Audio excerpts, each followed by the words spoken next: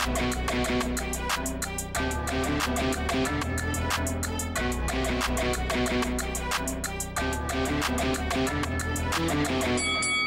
guys, welcome to Boxing Squared for boxing news and views from around the internet. And another heavyweight news and notes mashup video today, starting with Charles Martin, who has no intention of retiring just yet, according to his manager Mike Burrell, who's spoken to Sky Sports saying retirement is not a consideration. Charles was winning the fight comfortably and got caught with a perfect punch.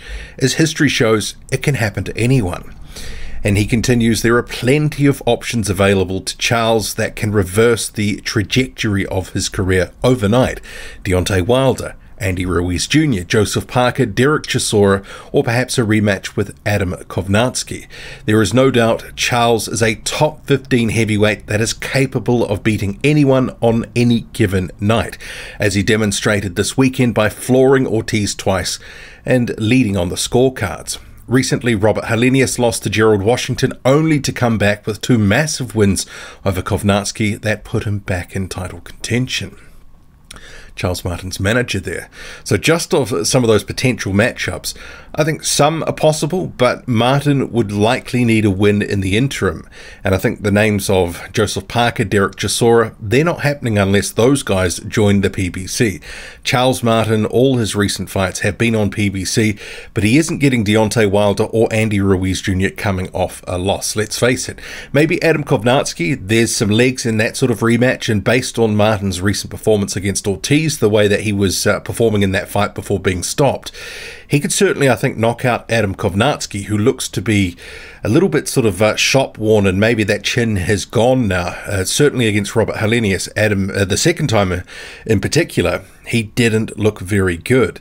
But I think maybe there are other names that would be an interim step if Martin continues his career. And I think he needs to just sort of lower the level from Wilder Ruiz to probably more like Dominic Breazeale. Potentially a rematch with Gerald Washington, or what about Chris Arreola? Charles Martin versus Chris Arreola, that's got fun fight written all over it. As for the claim that he's a top 15 heavyweight, I don't think anyone really had him in their top 15, and if you did, I'd like an explanation why. I had him just outside my top 20, but I'm not sure, based on what he's done recently, how he could be considered a top 15 heavyweight.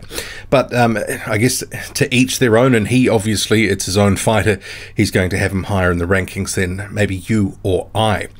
What do you make of Charles Martin continuing his career? What can he do? And I guess more importantly, who's he going to fight next? And it is likely to be within the PBC stable. Let's face it. Daniel Dubois says no problem. He wants a fight with Trevor Bryan.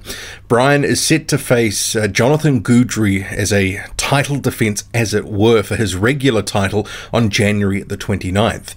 And you can see here, Daniel Dubois has reposted what Michael Benson had put out about Bryan to face Jonathan Goudry, and then a fight between the winner and Daniel Dubois to be next. Daniel Dubois saying no problem. And I think at this point, many would consider, and let's face it, Bryan's probably likely to win against an overmatched opponent who's ranked somewhere in the 200s on BoxRec, that Bryan gets through, and if Bryan Dubois happens, Bryan is going to be a light snack for the heavy-handed Daniel Dubois. I think Trevor Bryan, his epic run in the heavyweight division would come to a screeching halt at that point if he meets Dubois. But it's the WBA, so anything can, will, or could happen, or not happen, as it were. So that fight might be potentially next, but it may never happen. It's the WBA after all. But of this upcoming title defense, as it were, Trevor Bryan says game over. The show must go on. Trevor the Dream Bryan is the WBA heavyweight champion of the world, period. Check me out 1/29/22 as I defend my championship title on DKP Production pay-per-view. And he says all that with a straight face. So this is quite an embarrassing sort of matchup, but we've come to expect this with Don King shenanigans. Obviously, he's binned off Mahmoud Shah 2 years running, all in plain sight, and seemingly no repercussions, one for Bryan and also for Don King. So yes, the title defense to go ahead, Jonathan Goudry. My.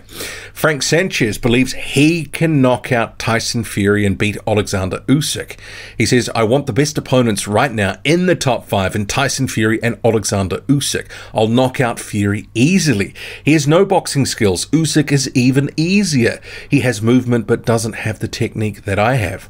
And as we just saw, Frank Sanchez coming off a lopsided decision win against Christian Hammer, who came to survive and didn't come to win. So Sanchez looked slick for a few rounds, and then it sort of devolved into a pattern of him outboxing, but not really breaking Hammer down for the rest of the fight. There were certainly opportunities to do so. Does he knock out Tyson Fury? Does he beat Alexander Usyk? Well, we need to see more from Frank Sanchez, and he's got to be facing better fighters next than Christian Hammer, who came with no ambition. There are levels between Hammer and Fury and Usyk.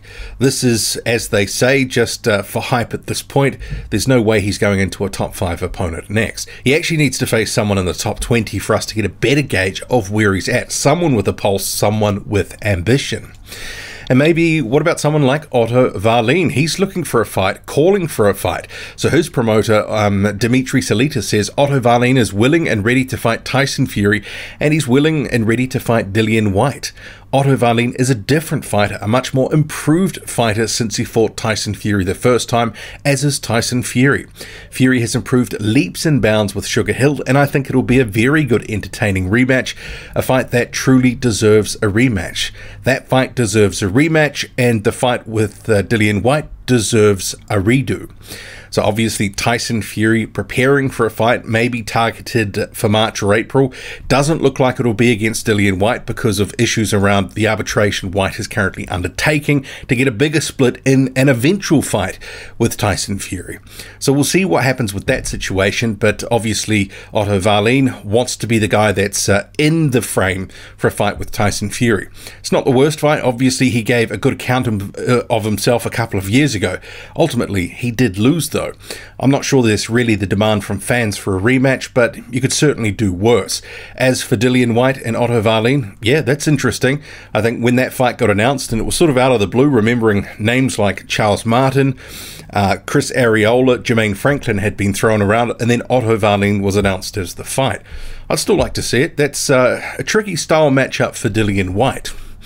And rounding out this heavyweight news and notes mashup video, Lawrence Okolie, current cruiserweight champion, is looking to dabble in the heavyweight division. Maybe not full-time just yet, but he says, I think I will dabble with a heavyweight fight next. So if he is going to do that, who's it going to be against? It'll be quite interesting when he does move up, especially full-time, because he's got good size, an improving skill set. And I think coming into the heavyweight division, much like a Murat Gassiev and Alexander Usyk, who were titleists at cruiserweight, he can have success in the division. I guess in the case of Murat Gassiev, we really haven't seen him in the ring enough to sort of prove that one out. But certainly Usyk has come up, beaten the likes of Chisora and Joshua, and done well. And Okolie, who does have power, improving skills, I think he could certainly beat some names in the top 30 right now. What do you make of it all? Drop a comment loud and often. Hit like, hit subscribe, follow me on Twitter, boxing_squared. I'm out.